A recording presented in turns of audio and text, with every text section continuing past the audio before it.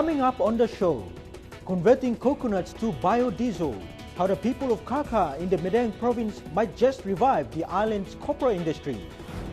And we also talk to some of the mentors of the New Zealand aid-sponsored Pacific Business Mentoring Program. As the world becomes more environmentally conscious, there is increasing pressure to switch to alternative fuels. On the island of Kaka in Medang province, a copra price drop has spurred the creation of a biodiesel project by a small company. The company, Kulili, produces some of the country's best coconut oil, but the little-known project is moving towards a promising future. Bethany Harriman from our Lay Bureau was on Kaka Island where he met the company owner. The common perception is that technological advancements come from the outside world, not within Papua New Guinea. And yet, on the small island off the Medang coast, a company operating on a plantation on Kaka Island has succeeded in making its own biodiesel fuel. The small pilot program is promising and it could be set for a big future. Mipla working locally, local car, co-problem mipla. So for 4 years now, mipla running all the car mipla, all the tractor mipla, all the generators mipla, all the sheep mipla, all the something business mipla. Brett Middleton comes from a family that owns the Kulili plantation on Karkar Island that has been in operation for the last 100 years or more. They arrived on Karkar many years ago. The first Middleton bought land from money won over gambling. Since then, they have survived wars. I was recruited back into the army, in fact, in spite of the fact he was over age. Only had, as he pointed out to them, his health wasn't too good as a result of the First World War, and he'd lost an eye in the First World War.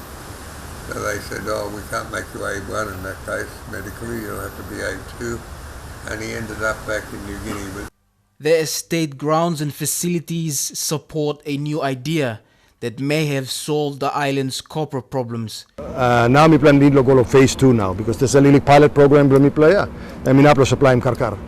So copra we play lo karkar and winning through usage of fuel lo karkar. So we plan lo pani sambla road lo salim increasing production we plan salim lo Medang or salim lo mainstream PNG.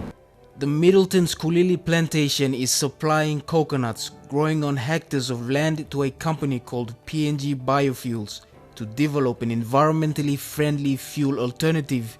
That's non-toxic. That's as toxic as the salt you put on your dinner, which need no modification. Any diesel engine, you can use this with no modifications whatsoever. PNG Biofuels General Manager Kevin Bolton is spearheading a team of locally employed staff who are developing a pilot program into creating the island's first biodiesel fuel. What we are actually making is what we call biodiesel. We actually do a chemical reaction with the oil, which is called transesterification. We're actually esterifying the oil to produce a fatty acid methyl ester, and that's what's classed as biodiesel. We actually change the background or the actual molecule of the oil. The process begins with the coconut, fed into this machine to be diced, and then to this one, where the oil is extracted from the coconut flesh. An alcohol is added to the coconut extract, and it reacts with the fatty acids to form the biodiesel and crude glycerol that can be used as a soap or degreaser given away freely to the locals. Dry the coconut, then it goes through a screw press to extract the oil, which gives us two products. We get the raw coconut oil and we get the meal, which is on-sold as an additive for stock feed. Then the oil comes into the production stage, gets mixed with a chemical, which is methanol, and a catalyst, which does the conversion, and then that produces two products. We get crude biodiesel and we get crude glycerine, which is a soap. The first known usage of this kind of fuel in Papua New Guinea was in Bougainville during the crisis. However, the oil wasn't refined to remove excess water and salts contained in the fatty acids within the coconut. causing rust in the engines.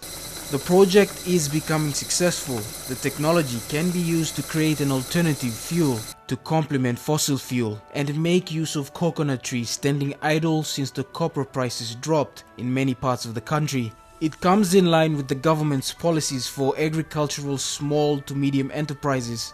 With funding for the economic and agricultural sector at 777.9 million kina in 2014, of which 302 million is set aside for agricultural small to medium enterprises. So this year, mipla like try and walk close to and then maybe government or some line lo helping mipla long walking on the big factory lo ya where mipla can crash mo ko ko problem mipla lo karkar na salem disili ko lo medeng na tapos em work good na something come up good ting bla mipla and by mi can walking mo this la kind of factory mi can walking lo nal pla lo PNG mi can walking lo one mapigat copra o one mapigat sabla coconut mi can set him up all this biofuel plants because technology belong all simple yeah. The prospects of the new technology will be beneficial to 80% of the 7 million people living in the rural areas where most agricultural sites of Papua New Guinea are located. Emphasized during the SME Summit July last year, the government wants to build the sustainable agricultural sector, small to medium enterprises, to create opportunities for Papua New Guineans to own their own businesses and create jobs to counter the increasing unemployment numbers. We must understand this. Despite all of the growth, we are doing very well compared to the rest of the world. I'll tell you this, 12,000 students living in grade 12 every year are forced to go back to the villages with no university opportunities, no tertiary training opportunities, no TVET opportunities, no nothing. They have to go and join the long list of the unemployed in Papua New Guinea. You're watching Business PNG. Don't forget to like our Facebook page. More on that story when we come back.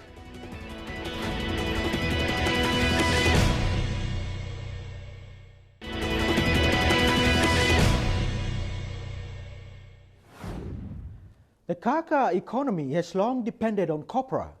The plantations built in the colonial days employed local men and women as laborers.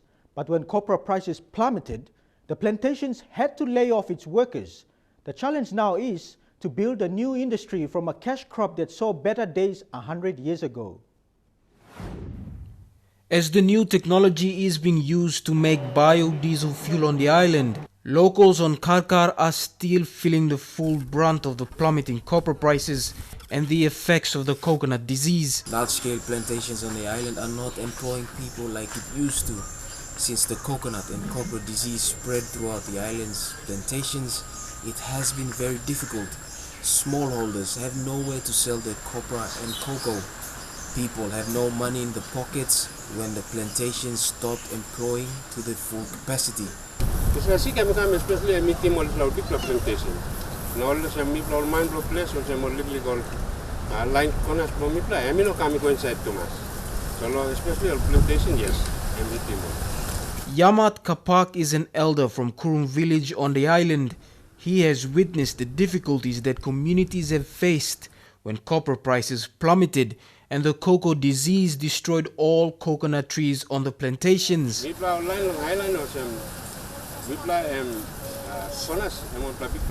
where Salim or smoking na Salim na simani longen. There's something sick and work local now. I give me Belwari Liglik. Belwari Liglik supposed to come and Pagarapi Mogata now and Minos and Mipla by Pagara. For Kapak and many others, the trees have been a means of employment on plantations to earn a small income.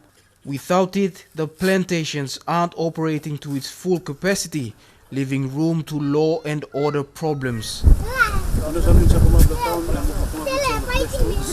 Alan Biber Maram is an islander working in the cities.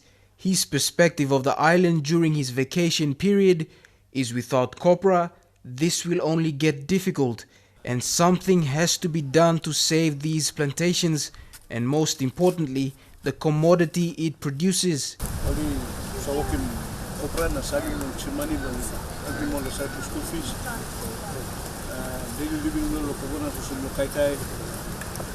Isla tuem, now isla sim come inside lo. Sim come inside now by putting big bed in law now. Suppose isla something yang tinis. All mandiri na by mas panyo ang barot ko si money can mo every month. Suppose pagka na si swap kan by barang ko side go mo. Especially when we popra mo. Every month living dollar place. It also has been a food source for generations before copra was exported as a commodity. The coconut syndrome had spread from mainland Medang to the small islands off its coast. Karkar was one of them that saw food crops destroyed. Kakao tu MC kisim, now kata kakao now we can. We play no more thinking lo kakao no. All man meri all farmers start lo planning mo lo kakao. Na konas yes I'm stop yet. So side now mi play long Qatar so wastian na takia mi play lo takia something I'm come gonon tasol. Na start lo tika plantation now and start lo. Isla siki kama. Siki mi kama. Mi play no sawe na pa mi play mi timo so when now mi play no gat. Good play thinking idea long this. There have been no real answers to a cure for the disease, but studies are ongoing with national researchers and experts from France and Australia engaged in a mass research program. But as research continues, the plantation established around the Kulili estate has started supplying coconuts. Nevertheless, a company has invested a significant amount of money into producing the biodiesel fuel on the island through a pilot program looking to one day supply the rest of Papua New Guinea. And we can set him all up around the country, now the man can start looking cheap diesel liglig.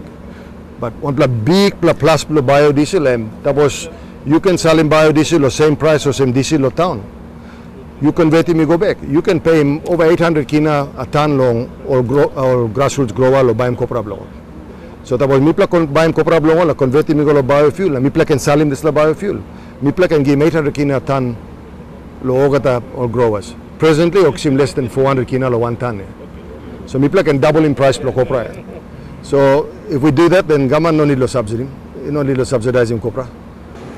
Well, what we're looking at is this is instead of copra just being sold as a commodity and gone, we're looking at something where is just for here for Kaka, we can actually, instead of copra leaving the island being sold, we can actually utilise all of the copra on this island and keep the cash flow in the economy. So we can actually increase the price of copra and we can lower the price of fuel. And this is not just central to here, this can be adapted for other provinces and other locations, especially where fuel is expensive, hard to get to. If you've got coconuts, you can make fuel. It's still a long way, but when production expands, more locals will be employed into the operations. Don't go away. When we come back, we talk to some of the mentors from the New Zealand Business Mentoring Program.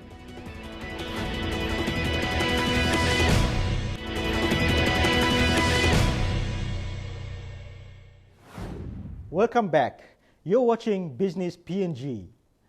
Established in 1991 and funded by the New Zealand government through its New Zealand Aid, the Pacific Business Mentoring Program has been helping SMEs and entrepreneurs grow their businesses. Later on in 2011, the not-for-profit started its program here in the country and have been successfully mentoring and coaching small business owners since then. This year marks their 9th visit to the country, and best of all, their assistance can be sought after for free. I'm another successful chamber business with New Zealand Business Mentors, and in the studio with me this morning I've got John Helsden, the country manager for the Pacific Business Mentors program, and Ron Massey, one of our senior mentors from lovely Napier in the Hawke's Bay region in New Zealand. John, Pacific Business Mentoring program, tell us a little bit about it, how long it's been here, who you're dealing with in Papua New Guinea. Thank you, David. Yes, the program itself has been running for over 3 years. We're in our 4th year now, 9th visit to Port Moresby. We're doing very well over here and have helped over 100 clients in PNG. Just in Moresby? You're in other centres? We're now in Lae as well. and we're looking to further expand the program. At the moment, we are mentoring in Moresby and in Ley. And your partners here obviously support Moresby Chamber in Ley with the Ley Chamber as well? That's correct. We have a partner in both centres, and we do need that base to work from and have a contact for our clients all year round. So if they have a problem, they can just go to a chamber, even if we're not here. Is that it? It will be Moresby Ley, or is there be some view to expanding the program later? We have a lot of mentors in New Zealand who would like to come to PNG. Okay. We're all going well. We would like to expand, but we need sponsorship, and we have the resources. Bring it on. We can help. You're in other countries in the Pacific. I mean, PNG wasn't the first country you came to. Where else? We're in 9 countries. We started in the Cooks and Tonga, and PNG came in a year later. So since 2010 we've been doing this. We had to find our feet. We know pretty well how it works, and now we're in 9 countries, have helped just about 1,000 clients and created over 300 jobs last year through the program. So we consider it a success. And our funders, the New Zealand government through NZ Aid, they're quite happy. They're very happy with what we're doing. So that's important. So for a client, it's free? Client, it's totally free. It's a funded program, but I have to mention that my colleagues here, they're volunteer mentors, and they give 2 weeks. I was going to ask them about that. I mean, so Ron, so why do you do this? The pay's not so good. Just love it. Just love it. The biggest satisfaction is helping someone achieve their goals, really. And the process that our team, there's 5 of us here, they're all experienced mentors from way back. We've been in the mentoring program for 19 years now. So it's actually giving something back, I guess, is really satisfying. And to see these guys pick up the systems and the tools that they need to take their businesses to the next level. What sort of businesses have you got here in PNG? Actually, all sorts. We've got one-man, woman bands. Right through to some of the larger ones. I think 150 was the largest one I've been involved in. But most of them are around the 5 to 10 employment levels. And really they embrace the program. Being free helps, I guess, but we communicate. I mean, but you could say you came here every 6 months. Is that effective? This goes on. So we communicate all the time right through the middle period. Any issues, it's email. I mean, are all your businesses receptive? I mean, I know we had an issue last year with we were a bit disappointed with to drop some out. What's the sort of problems you face with the clients? Well, some clients just... And why? I mean, there's obviously a reason why some of them don't respond. I think for them it's a time thing. Communication often can be difficult. Initially we had a number of no-shows, and I think it was just a lack of understanding of what the program was about. Probably a little bit of fear as well. Now we get. They all wanted to pursue. So I mean, these are people that still got to run a business as well, of course. Are they a little bit intimidated by it? I mean, someone coming in looking probably more intensely your business than anyone's ever done. It is kind of that, but our philosophy is more like we're here to help those who are prepared to help So themselves. they shouldn't be scared of that. No. And it's all totally confidential, of course. Absolutely. I had a new client on Tuesday who looked really, really worried. And the first thing I said to him is, you look worried, don't worry, I have a magic wand. And at the end of the day, there are alternatives, and there's lots of ways of skinning a cat. It's just great to see the guys come out, really happy, but they've got a direction. What sort of main issues do you see small businesses having, the ones you're working with here? I think compliance in PNG is a real difficulty. A number of them aren't registered with certain organisations, and they should be. A number who, I've had several who are actually servicing larger corporations who are all GST registered. They're turning over higher than the threshold for GST. They're not registered, but if they were, they're actually better off because they're claiming it back. So so it's just picking up those models and getting the tools right. So again, John, just to refresh us, the type of businesses we're always looking for businesses. What sort of specific industry areas are we looking at? Yes. The first thing that comes to mind is we want businesses that drive the economy. We want to create jobs. If a business doesn't have the chance to employ more people, then they're most likely not going to be coming into this program. We do want to help the economy by helping the individual businesses, but the potential must be there. So from a sector driving the economy would be the quickest way to describe what we're looking for. If somebody can export, if somebody can manufacture here, if somebody can help produce something here which is imported in the past. Those are Agriculture? Agriculture, very much so. Aquaculture as well, anything to do with fisheries, anything to do with manufacturing, that creates jobs, that helps the economy, and that's our number one. Okay. How do people find out about the program? Yes, we have the Chamber of Commerce here in Port Moresby, and we have the Chamber in Lae, who are our agents on the ground. So if anybody has the need for more information or would like to join the program, please contact the Chamber of Commerce in either Port Moresby or in Lae. That's the quickest and best way. So your clients, you've worked a whole week with them. Do you keep in touch with them, Ron? Right through. Yes, we do. All the way. Yeah, we do. We have an action plan for every client, for every visit. So we report on the website what actually happened in a confidential way, and then we have an action plan, the steps that they're going to take, and the steps that we're going to take by when. And so we have the reporting back. And there begins the game of meeting that. It is. But again, that's something the business has to learn anyway. It's their time frame, not ours. So there's no pressure from our end. But you know, the idea is that they get their businesses structurally right. The businesses you've got, you see a fair bit of potential in them? Oh, absolutely. Absolutely. Employment for me, I've had one guy go from 1 staff to 30. Well, he's actually employing. He's employing people up in his own village, which is up in the country somewhere, and that's great for the country. Yeah. We have lovely success stories here, and often there's two main issues with a business. One is the financial side. They do not know how to record, how to do all the planning stuff, and the other thing is marketing, how to communicate with the target group. They might start a business and have a few clients, but to take it to the next level, they've never learned that. There's no school that teaches that.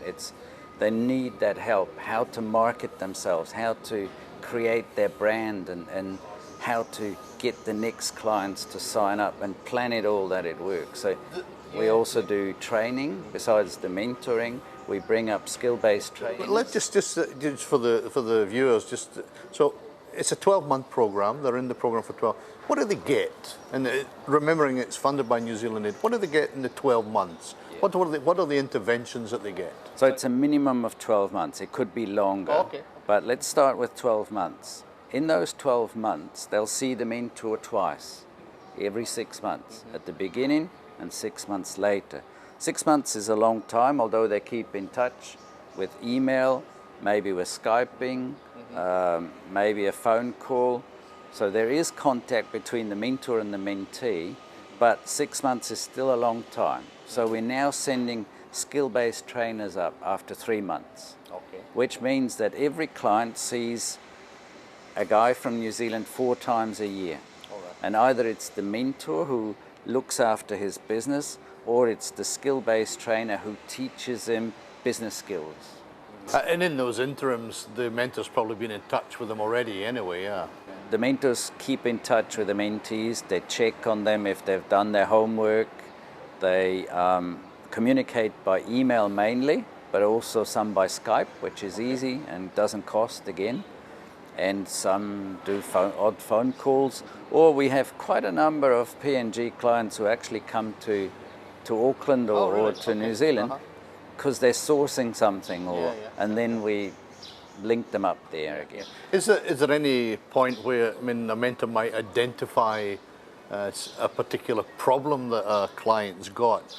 Do they talk to the trainers and say, is there any sort of one-to-one training when the trainers come? I mean, so there's a specific issue in this guy's business, and the trainer, is that possible? It's a very good point, because you can do so much in little groups, but we do give the opportunity for one-on-ones. It could even be an in-house training. For some clients, let's say the next tier down, there's 4 supervisors or something like that, they need training as well.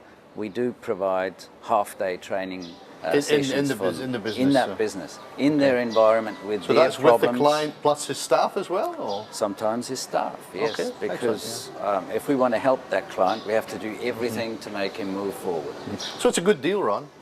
I think it's a great deal. It's a great deal. Do your clients appreciate it, do you think? Oh, yeah, very much so. I think the surveys that they're independently done reflect that. But it's kind of, the idea for me is to take them from total confusion to being able to sleep well at night because they know what they're doing tomorrow. You know, it's about the planning process and it's their livelihood, you know. And to make a difference is great. But yeah, clients love it, and I would love it too. If you wish to know more about the program, feel free to contact the Port Moresby Chamber of Commerce and Industry. And that's all we have for you tonight. Make sure to visit our webpage using the address now shown on your screen. Don't forget to like our Facebook page and follow us on Twitter. Until next week, have a pleasant evening. I'm Dennis Orere, and this is Business PNG.